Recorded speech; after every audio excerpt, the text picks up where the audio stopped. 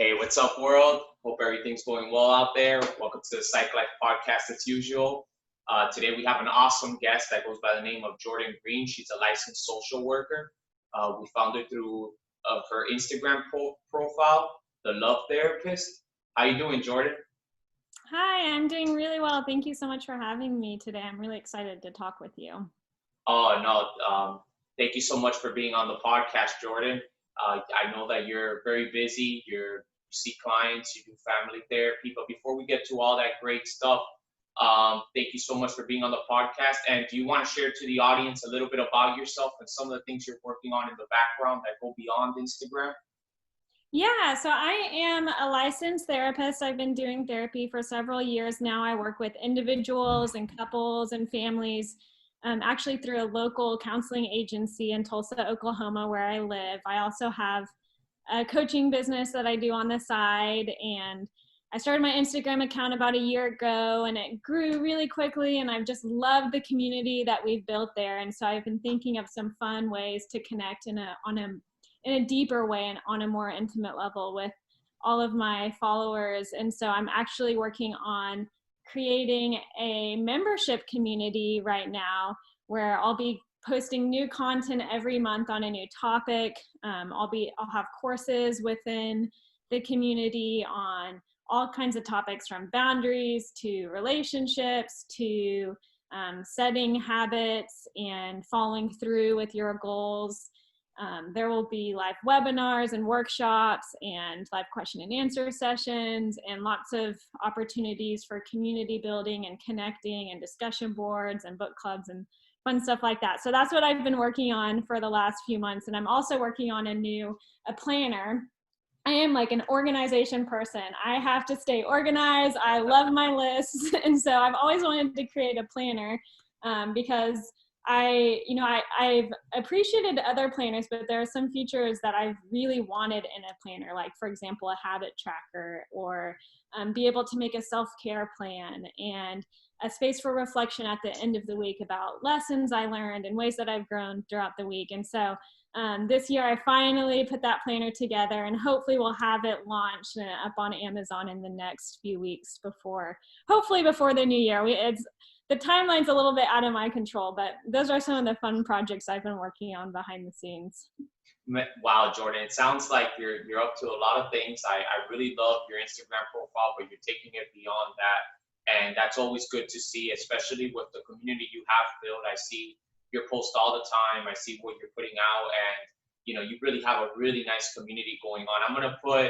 I'm gonna share your Instagram below this video on the YouTube platform, or if you're listening on Spotify, it's the.love.therapist on Instagram, and you can probably find it through there through all her links. So, Jordan, I brought you on the podcast not only because obviously you have a wealth of knowledge regarding therapy and self-help and self-love, but you post a lot about love topics and relationship topics, and that always gets people very interested, especially when you talk about the 5 love languages.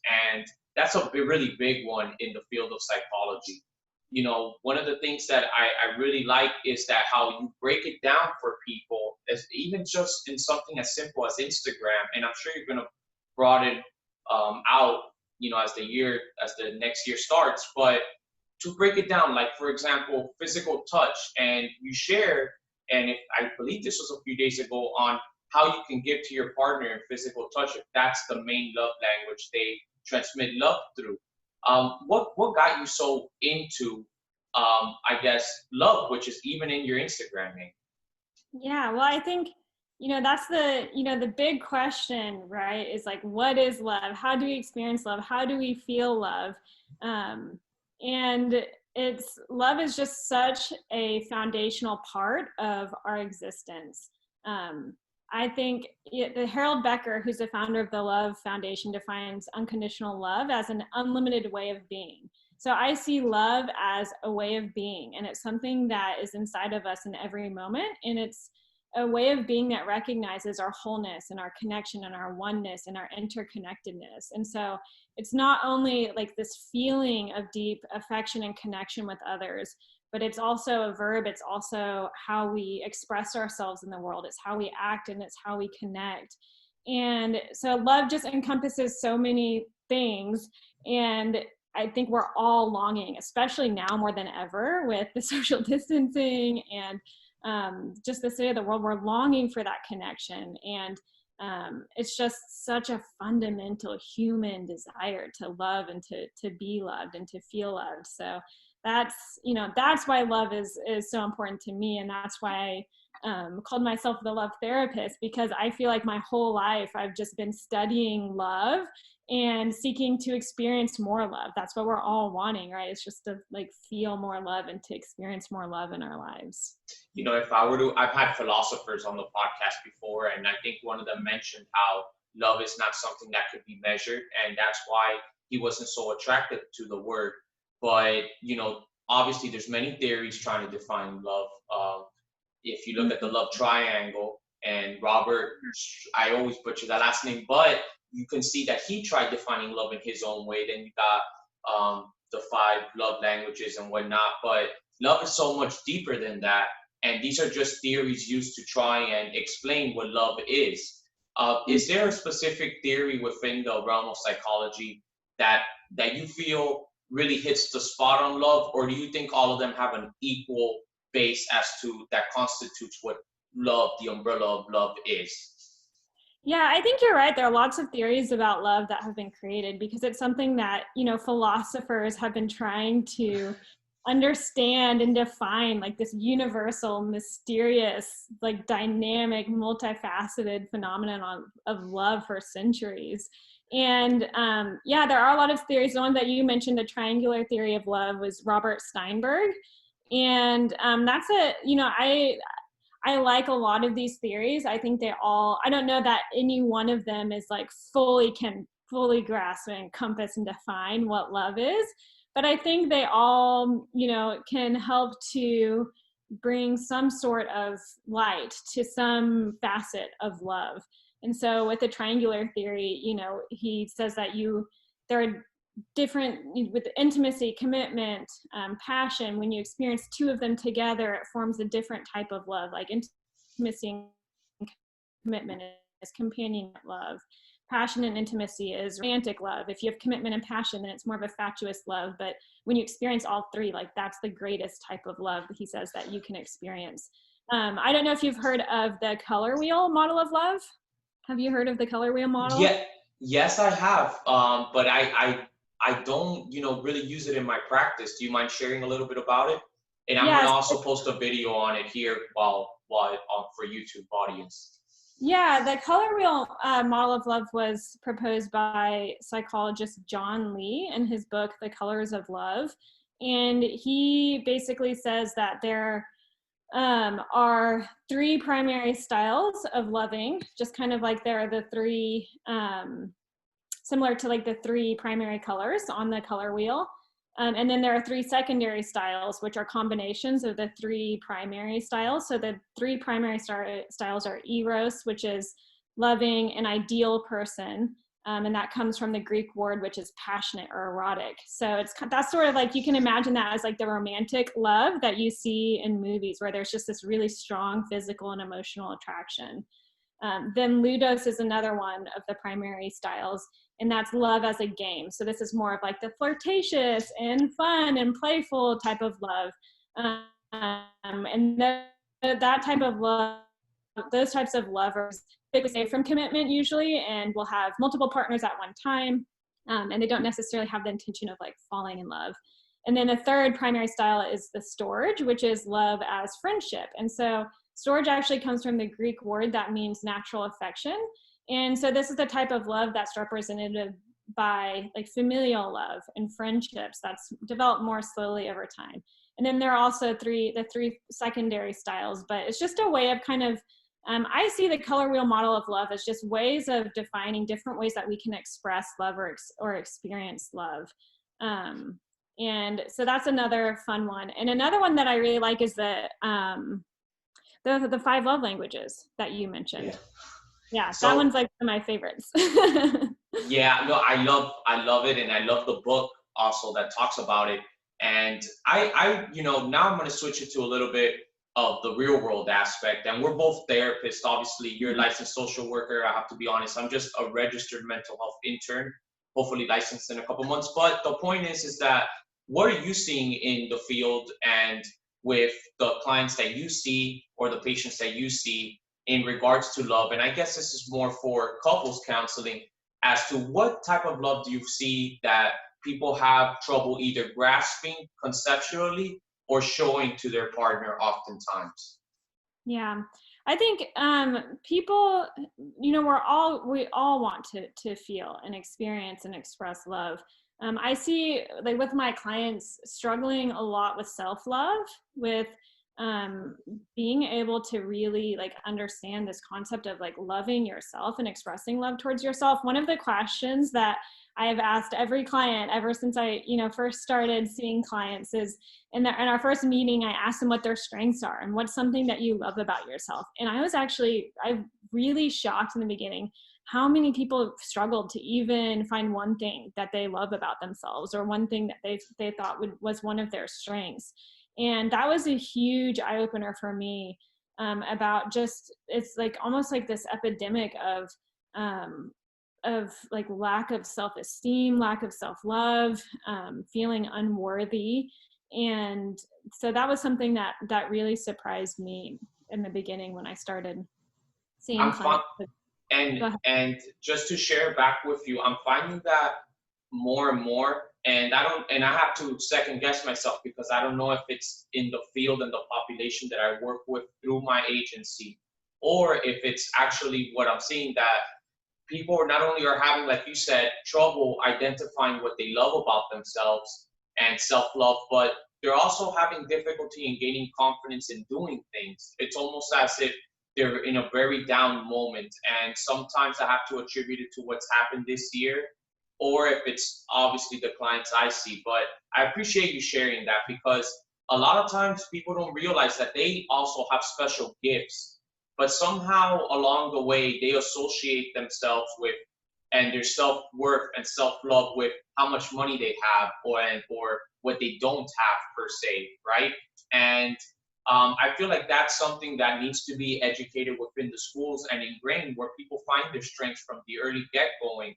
But the education system isn't really set up for that. Do you feel like maybe if society itself implemented these type of classes or this type of education within the curriculum of school, do you feel like this would make a tremendous impact for individuals?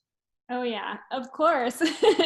Yeah, wouldn't it be awesome if love was taught in schools, and communication skills and how to effectively communicate and actively listen to someone, and how to support someone who's having a tough time, how to set boundaries around not only with ourselves but with others, and what we will allow into our lives, what we want, figuring out what does a healthy relationship look like? What is a what are some unhealthy patterns and dynamics in relationships? How do you manage conflict? Like, how do you have productive conflict with others? How can conflict actually be a means of like becoming closer with someone and increasing understanding and empathy?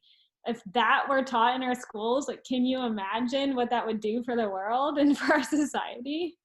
Big time, big time. And we're right on point with that. So Jordan, I know I have you for a strict amount of time, so I'm jumping through subjects pretty quickly, but I really appreciate you being on this platform. Something interesting as well, why I wanted to have you on this platform was because I saw that you posted, I think a couple weeks ago, the 4 Fs. And obviously I'm a big fan of yours, right? And so you posted about the 4 Fs and you talked about flight, freeze, flight, freeze, and there was an extra one in there, I think, called FOD. Do you mind sharing a little bit? Fight, flight, freeze, and then there was another one called FOD, which I found interesting because, recently I graduated from graduate school. Obviously, I'm a registered mental health intern, and they never talked about that. And so I wanted to actually ask you, did you implement that yourself, or is that something that you got from somewhere that you've seen?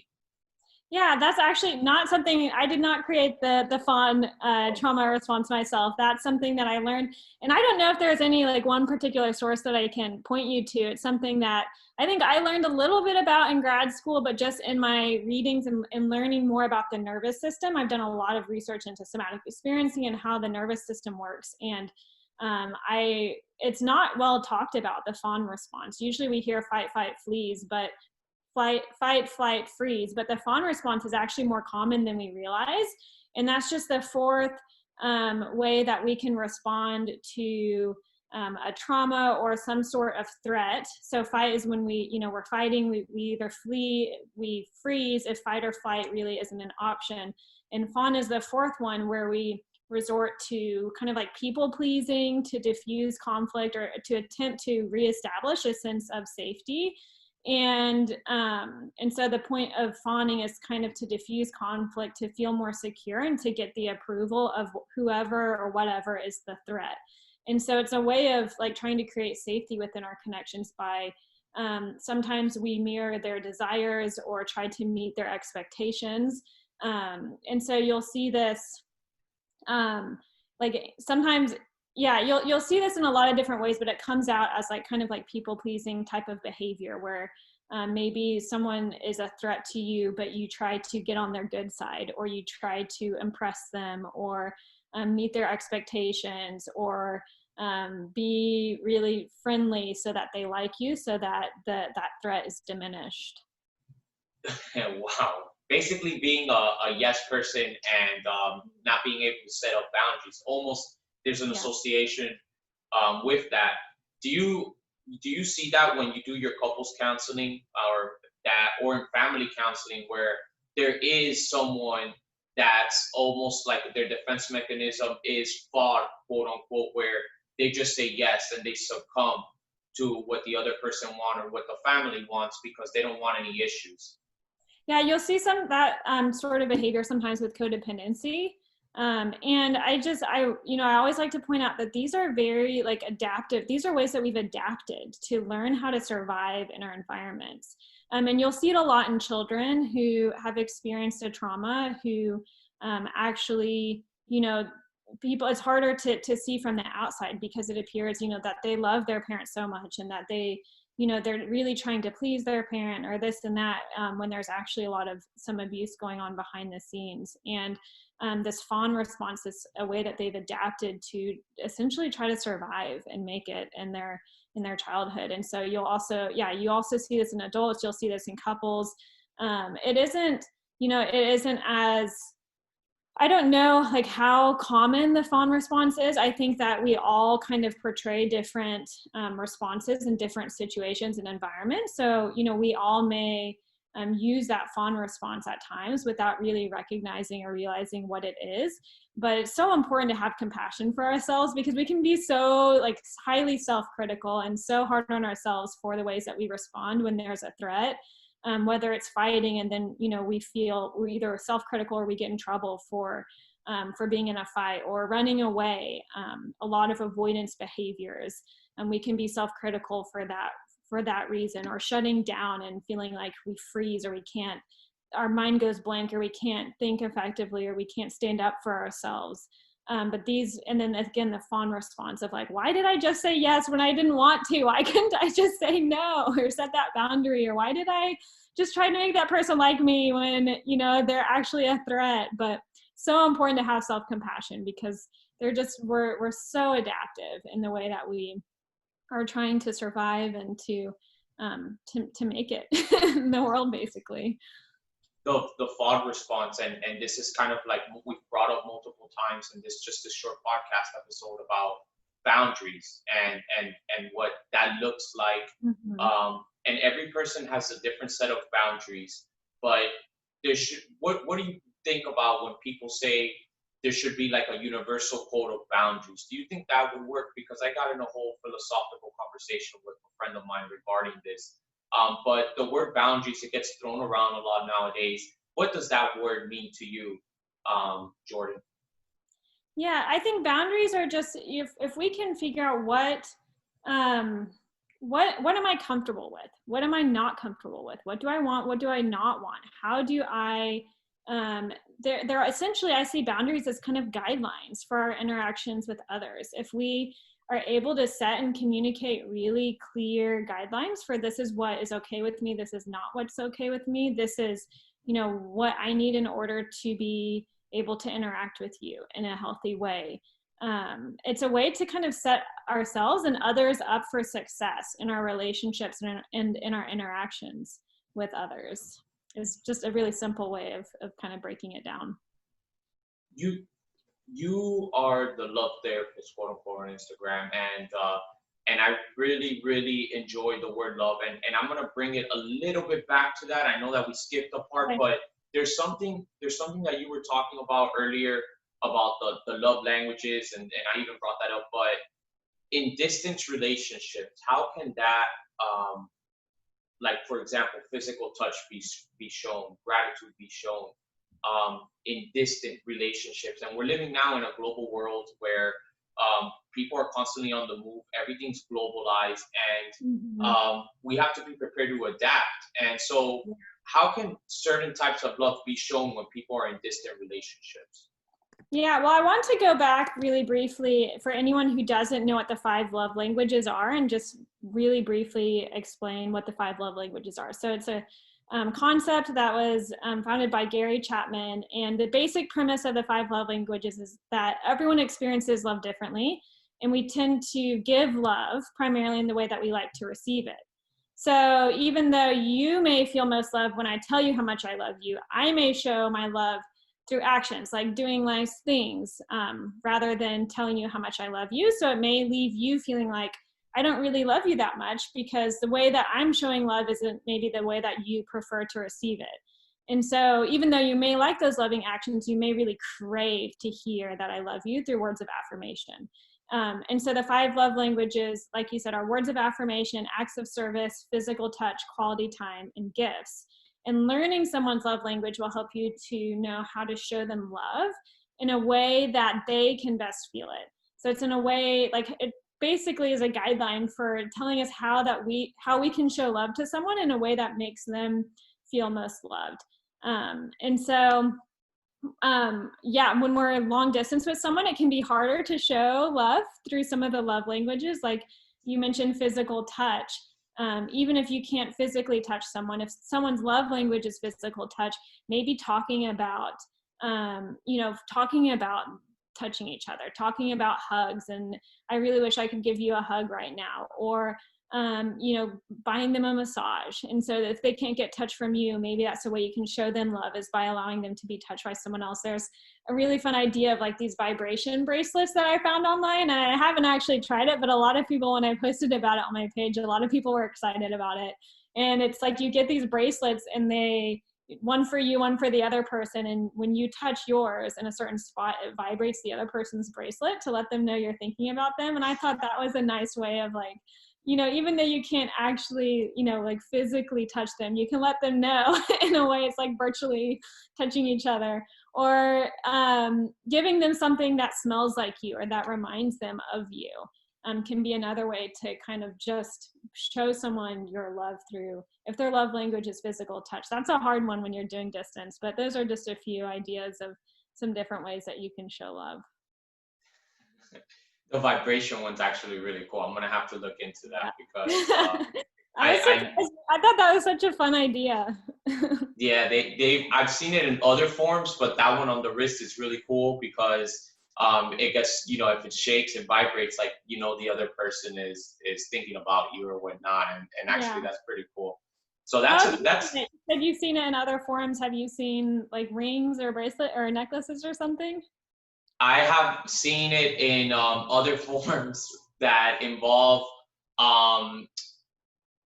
I can't say it here on camera. Yeah, okay, but I'll delete this part. This part. But I'll be honest. But yeah, I've seen it in other forms. But that one's actually really cool with the physical touch.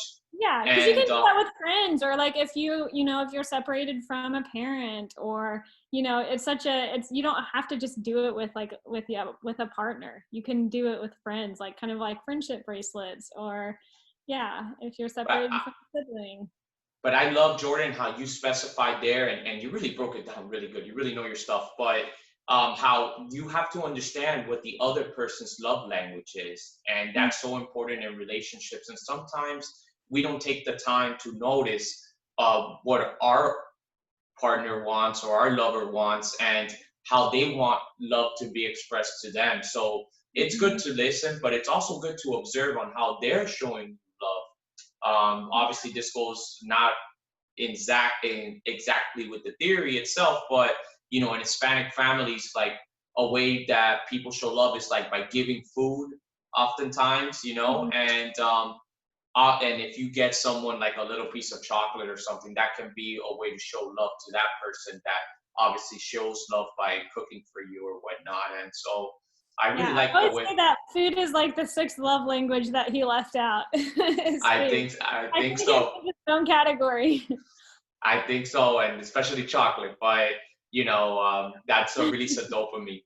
So, you know what? Talking about dopamine, when I was talking to that philosopher I mentioned earlier in the podcast, he was talking about how love now can be defined. It doesn't have to be defined through these psychological theories or concepts, right? They can just tie you up, like he was saying, to a machine or an MRI or whatnot. And when you experience a certain reaction in the brain, a certain activity, let's say in the part that's in charge of the reward system, then you're experiencing love, and that's what love is. Obviously, this was a deep conversation with him, but I took a lot of dispute to that because it's almost like he's treating love as if it's a drug, and there are common themes surrounding it. But what do you think about people like that? That they say um, love doesn't exist. Love is something that you can't really measure it unless you're doing brain scans. What are your thoughts about this?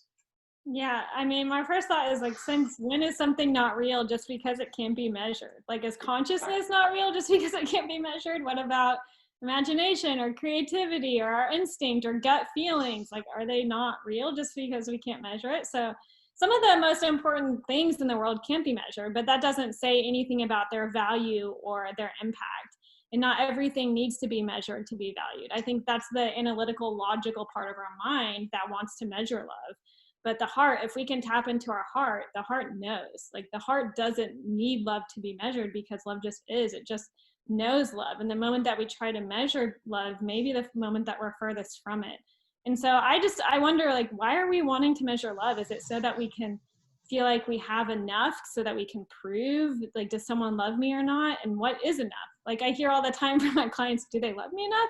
Do I love them enough? And I think looking for evidence of enough can really be a rabbit hole that we probably don't want to go down. Rather than looking for or seeking enough, I encourage people to just ask themselves, how can I grow my love? How can I express more love? Because the more that we express it, the more that we'll experience it and feel it. And when we express love, we experience it, it moves through us, and it's reflected back to us by the world. And so I think it's really cool that people are trying to measure these different responses in the brain, but I don't see it as necessarily the source of love within us. I just see it as maybe this is an expression of that love, and it's a way that sometimes we can measure those expressions, or we can define them in certain ways, and that can bring some insight. But I don't think you can fully measure love, or it really can.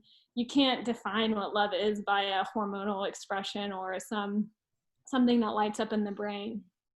You know what? Thank you for breaking that down. You broke it down better than I ever could, just so you know. But I love how you say that. Sometimes when people say, "Oh, do they love me enough? Am I showing them that I love them enough?" And they get involved in this ticky tack. And another way to look at it is, I did this for them, they haven't done this for me. So do they love me? And they get all caught up in the analytical part of the brain, like you say.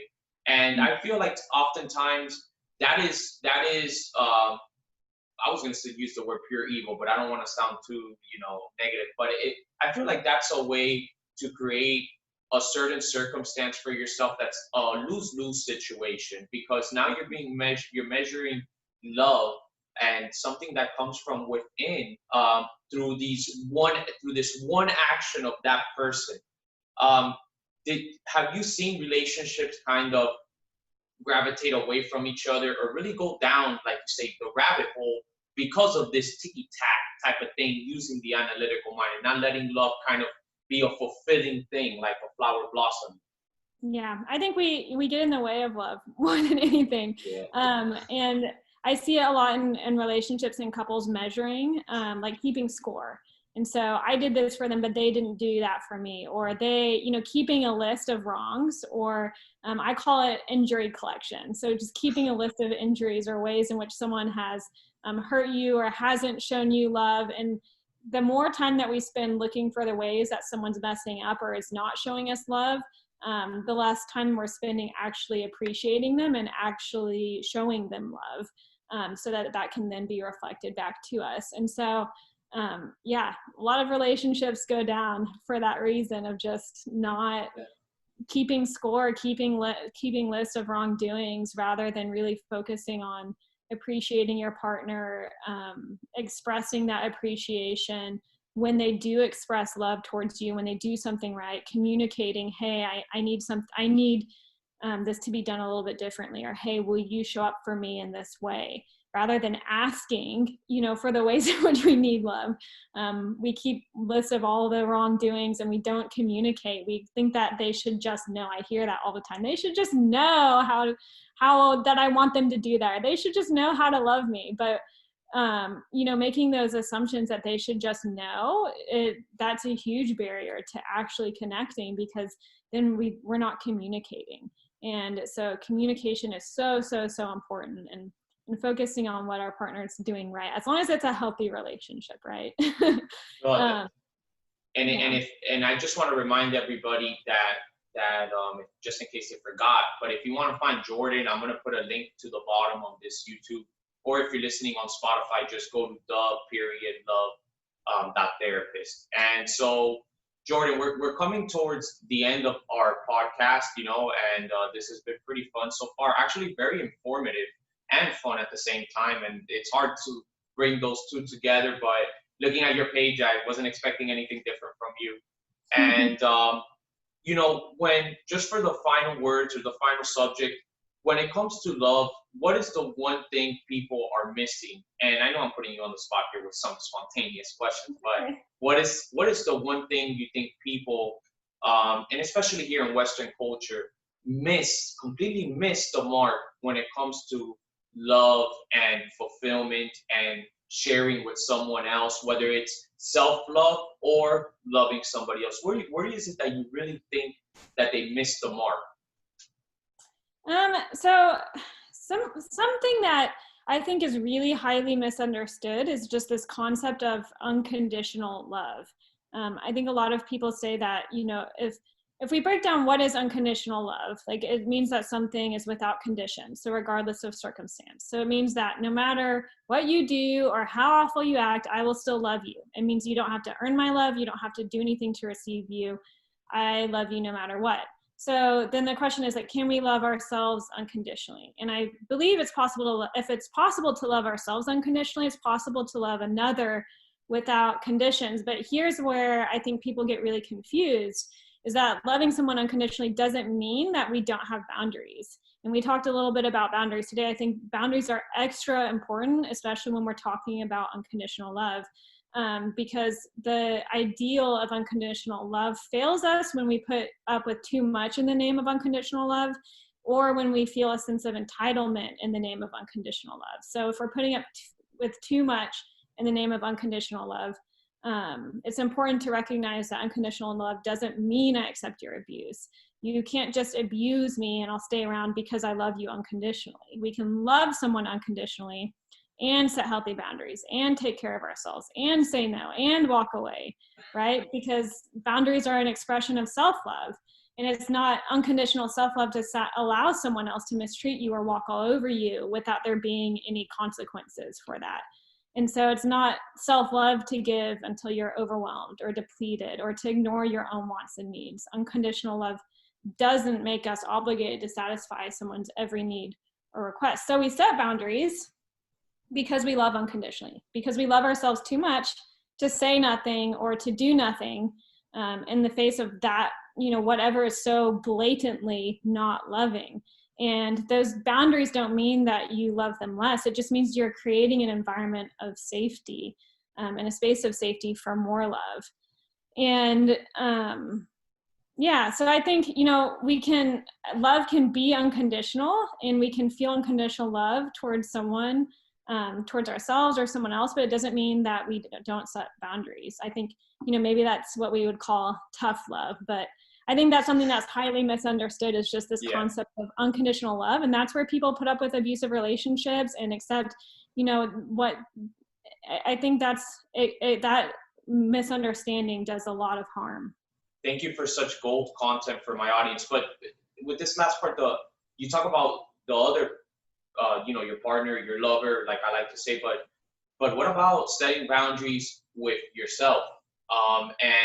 Because that's a theme where I'm seeing, like, some people, they give themselves all this unconditional love, or what they think is unconditional love, right? I want this for myself. I want that for myself. I want this for myself.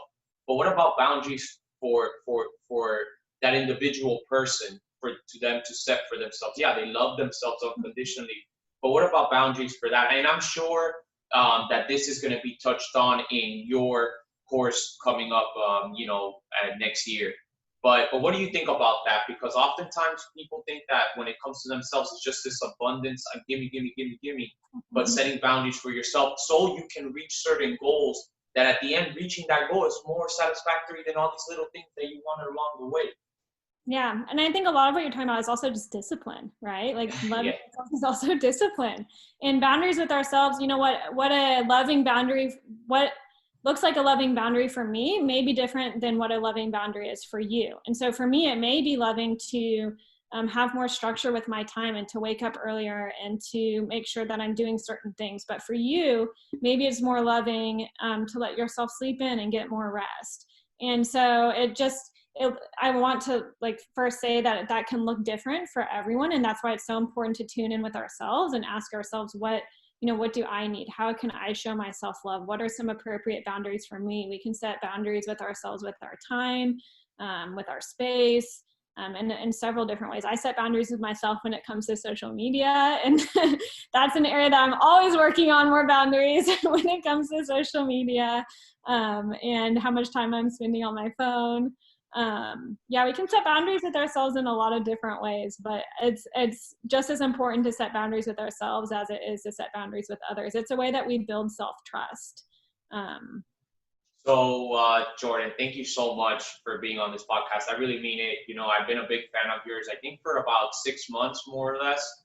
And you always posting some good stuff. I'm looking forward to some of the stuff that you're working on, especially that calendar. I mean, I'm gonna have to probably get that, because yeah, definitely. Do you want to share, for just the last words for the audience, on where they can find you, and if, you know, just where they can find you and whatnot? Yeah, so you can find me on Instagram at the.love.therapist. My website is jordanandrea.com. I'll have that membership group signups ready to go, hopefully at the first of the year. And so you'll be able to find that on my Instagram and also from my website. And those are the main spaces. I haven't really expanded to working on those social media boundaries. I haven't let myself expand to TikTok or Twitter or YouTube yet. And maybe one day, but right now, I think Instagram is enough for me. Well, I'll do that service for you. I'm so sorry to interrupt, but I'll do that service for you on YouTube. Awesome. And just so everybody knows, just click down on the link below and you could find Jordan with her lovely wisdom. All right, guys, take care. And I hope everybody has a great day. And I hope you have a great day, Jordan, okay? Thank you so much.